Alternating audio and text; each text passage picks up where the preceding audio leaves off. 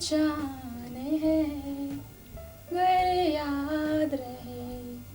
हिंदी जगत के इतिहास में सिर्फ और सिर्फ एक ही नाम, हर दौर हर युग, नाम लता का अमर रह जाएगा, अगर याद रहे। इस गुमनाम दुनिया में स्वर को खिला लता मंगेशकर का नाम हर जमाने में कीर्तिमान रहेगा। हिंदुस्तान की मशहूर आवाज जो हिंदी सिनेमा जगत के हर दिल ही नहीं बल्कि हर जुबां पर बसती है, उन्हें ही कहते हैं सुर सम्राज्ञी लता मंगेशकर।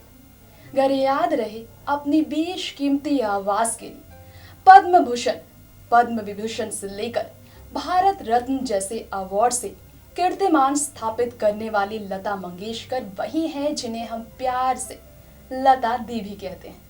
नमस्कार, नेक्स्ट 9 न्यूज की तरफ से मैं तृप्ति इस कार्यक्रम की शुरुआत करते हुए स्वागत करती हूँ आप सभी का, जहाँ सबसे पहले हम ले चलेंगे आप सभी को सुरीली आवाज की जादूगरनी यानी कि दिग्गज सिंगर लता मंगेशकर की शुरुआती सफर की तरफ।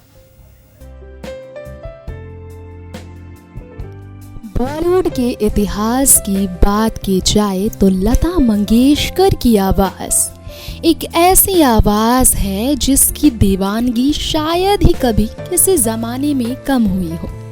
जब जब हिंदी सिने इंडस्ट्री में गायकी की बात हुई, लता दीदी के नाम से मशहूर लता मंगेशकर का नाम चारों ओर ऐसे गूंजता रहा है जैसे हर तरफ लता की गायकी का जादू चला हो। मधुर आवाज के साथ फिल्म इंडस्ट्री की शान लता मंगेशकर का जन्म साल 1929 में हुआ। जी हाँ, इंटरनेट पर उपलब्ध की गई जानकारों की माने तो 28 सितंबर की तारीख को साल 1929 में मध्य प्रदेश के इंदौर में लता मंगेशकर का जन्म हुआ।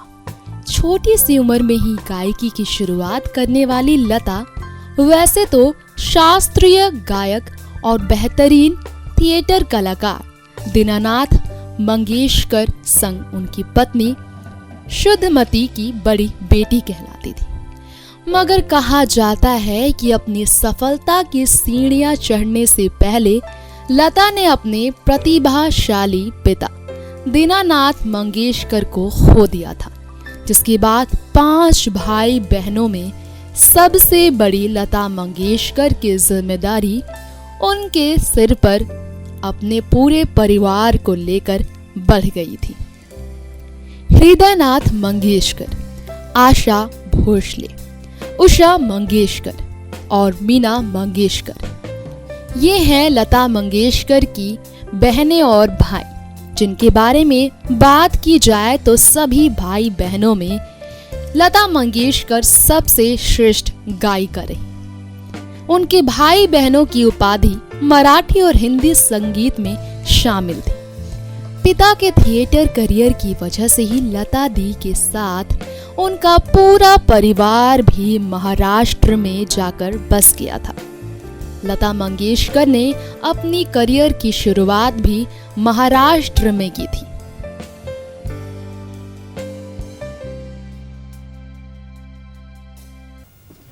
वक्त के सितम कम हंसी नहीं, आज है यहाँ कल कहीं नहीं। वक्त से परे अगर मिल गए कहीं, मेरी आवाज ही पहचान है, अगर याद रहे। लता मंगेशकर की गायकी की शुरुआत कब, कैसे, कहाँ और किस तरह हुई, चलिए उस वक्त की ओर ले चलते हैं आप सभी को। चलिए जानते हैं उनकी शुरुआती सफर के बारे में। सिर्फ 5 साल की उम्र में ही अभिनय से करियर की शुरुआत करने वाली लता मंगेशकर को गायकी के लिए इस तरह पूरी दुनिया में जाना जाएगा, इसकी किसी को जानकारी तो क्या, उम्मीद तो क्या किसी ने सोची भी नहीं थी। लता मंगेशकर को गायकी के लिए प्रोत्साहित करने वाले उनके पिता खुद दीनानाथ थे, जिन्होंने इस दुनिया को छोड़ते वक्त सिर्फ एक ही बात उनसे कही थी, लता तुम एक दिन सफलता की ऐसी उड़ान भरोगी कि उसकी कोई सीमा नहीं होगी, मगर ताउम्र तुम अकेली और तन्हा ही जिंदगी गुजारोगी। यानी एक साथी का प्यार तुम्हारी जिंदगी में बिल्कुल नहीं होगा, तुम्हारे नसीब में एक हमसफर नहीं होगा। जीवन के पिंजरे में मन का ये पंछी कैसे करे अपने मन की। किसी गीत का ये पंक्ति एक ही बात की तरफ इशारा करता है। लता मंगेशकर की जिंदगी भी कुछ इसी तरह ढली। लता मंगेशकर अपने मन की उड़ान भरने के लिए पूरी तरह से तैयार थी, मगर एक पंछी की ही तरह पिंजरे में बंद थी लता मंगेशकर। मन की उड़ान वो भरती उससे पहले वो उस पिंजरे में बंद थी जो उनके ऊपर जिम्मेदारी का बोझ था। तमाम उतार चढ़ाव के बीच लता मंगेशकर ने सिर्फ 13 साल की उम्र में ही स्टेज से लेकर फिल्मों में भी अदायगी बिखेरनी शुरू कर दी थी। वजह थी परिवार का पालन पोषण की मजबूरी। गायकी के सपने को अपने ही अंदर दबाकर सालों गुजारती रही लता मंगेशकर, जिन्होंने साल 1942 में आई फिल्म पहली मंगला गौर, फिर साल 1943 में आई फिल्म चीमू कला संसार, साल 1944 में आई फिल्म माझे बाल और गज भाव से लेकर साल 1945 और साल 1946 से लेकर साल 1952 में आई फिल्म बड़ी माँ जीवन यात्रा और छत्रपति शिवाजी में काम किया। मशहूर अभिनेत्री नंदा के पिता मास्टर विनायक की कंपनी में लता मंगेशकर ने परिवार के लिए एक्टिंग तो किया, लेकिन फिल्मों में अभिनय करते करते थक चुकी थी लता मंगेशकर। फिर एक दिन अचानक अपने घर आकर खूब रोने लगी लता मंगेशकर, जो अपने भाव को छुपाने में असमर्थ रही। गायकी में कीर्तिमान स्थापित करने की इच्छा को पूरा होते देखने के बजाय जब वो खुद को बंधी हुई महसूस कर रही थी, एक मौके की तलाश में हारती नजर आई लता मंगेशकर, जो उनसे बिल्कुल बर्दाश्त नहीं हो सका। फिर अपनी मां से अपना दुख जाहिर कर बैठी लता मंगेशकर। आप यकीन नहीं करेंगे, मगर आज जिस लता की आवाज की पूरी दुनिया कायल है, उस आवाज को कभी हिंदी फिल्म जगत में नकारा गया था, ये कहकर कि प्लेबैक सिंगर के तौर पर लता की आवाज काफी पतली है। जो गुजर गए कल की बात थी, हो उम्र तो नहीं एक ही रात थी, रात का सिरा अगर फिर मिले कहीं, मेरी आवाज ही पहचान है, गर याद रहे। फिर आया आज़ादी का साल, यानी कि साल 1947, जब भारत देश ही नहीं बल्कि लता की जिंदगी के लिए भी एक नया साल बना। ये साल रात बदली, कैसे लता की जिंदगी बदली, आइए जानते हैं। पतली आवाज कहकर लता मंगेशकर को गायकी के लिए साफ ना करने वाले तमाम कलाकारों के बीच लता ने अपनी उसी पतली आवाज के जरिए जवाब दिया। ऐसी जानकारी मिली कि लोकप्रिय गायक नूरजहां समेत कई निर्देशकों ने जब देश छोड़ा था तब लता मंगेशकर की आवाज का आगाज हुआ। गॉड फादर बने लता मंगेशकर की गुरु मास्टर गुलाम हैदर, जिन्होंने साबित किया इस बात को कि लता मंगेशकर जैसी आवाज किसी की भी नहीं, जिन्होंने लता मंगेशकर की आवाज को प्लेबैक सिंगर के तौर पर बिल्कुल पसंद नहीं किया। उन कलाकारों के लिए मास्टर गुलाम हैदर की सोच इस दुनिया की सबसे बेहतरीन सोच बनी, जिन्होंने लता भारत की शान के तौर पर इस दुनिया के आगे एक बेहतरीन गायकी के नाम को आगाज दिया। दिन ढले जहां रात पास हो, जिंदगी की लो ऊंची कर चलो, याद आए अगर कभी जियो दास हो, मेरी आवाज ही पहचान है, घर याद रहे। अपनी जिंदगी को नई राह पर लेकर चल पड़ी थी लता मंगेशकर। आखिर किसके सहारे, किसका हाथ थामे, किसके सहारे, किस उम्मीद के साथ जो उनकी नई उड़ान का पर बना। चलिए जानते हैं उस शख्सियत के बारे में। फिर आया वक्त लता मंगेशकर का मास्टर गुलाम के साथ ही चलने का। मास्टर गुलाम ही वो शख्सियत बने जिनके विश्वास ने लता की पूरी जिंदगी बदल दी। फिल्म आपकी सेवा के लिए और आएगा आने वाला गीत को गाकर लता मंगेशकर ने अपनी आवाज का जादू चलाना फिर शुरू कर दिया और आखिरकार साल 1950 में लता मंगेशकर बनी लोकप्रिय गायिका। तब लता ने अनिल विश्वास और शंकर जयकिशन जैसे महान कलाकारों के साथ काम करते हुए फिल्म एक थी लड़की, महा, बड़ी बहन और बरसात जैसी तमाम फिल्मों के गानों को अपनी आवाज दी। देखते ही देखते 3 दशक तक हिंदी सिनेमा में लता के नाम का डंका बजता ही रहा।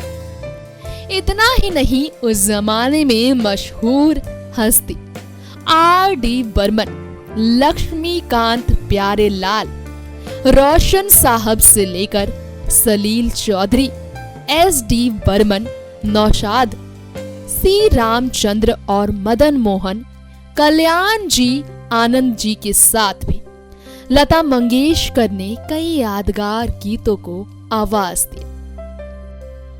ये रातें नई पुरानी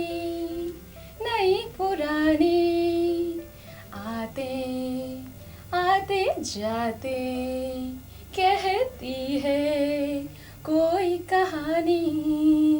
लता जी की आवाज सिर्फ गीत में नहीं बसती थी, बल्कि गीतकारों के लिए एक नई आवाज बन गई थी, जिन्होंने संगीत में भी हाथ आजमाया। मगर गायकी की दुनिया में लता का वो कौन सा कदम था जो इंडस्ट्री में काफी बाकी कलाकारों के लिए हैरान कर देने वाला सच था। इसका भी एक किस्सा काफी मशहूर है। जानते हैं लता की जिंदगी के उस किस्से के बारे में। दरअसल लता मंगेशकर पहली ऐसी गायिका निकली थी जिन्होंने गाने की रॉयल्टी के लिए राज कपूर जैसे बड़े प्रोड्यूसर और एक्टर से भी टक्कर ले ली थी। उस जमाने में ये किस्सा खूब मशहूर रहा। लता मंगेशकर ने गायकों के लिए रिकॉर्डिंग की पेमेंट के बाद भी रिकॉर्डिंग से मिलने वाली कमाई में अपने हिस्से की मांग रखी।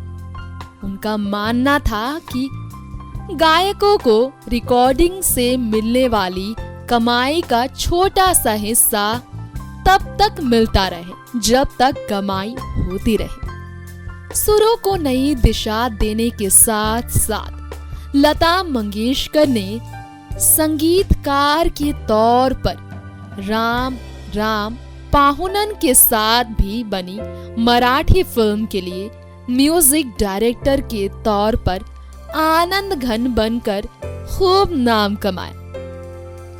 जी हाँ, गायकी के लिए लड़ने के बाद, राज कपूर साहब के साथ टक्कर लेने के बाद सुरों की मल्लिका यानी कि लता मंगेशकर संगीतकार भी बनी। लेकिन इस बात को सबके सामने लाने से लता मंगेशकर कतरा रही थी। उन्हें बिल्कुल भी स्वीकार नहीं था कि उनकी टक्कर किसी भी संगीतकार से हो।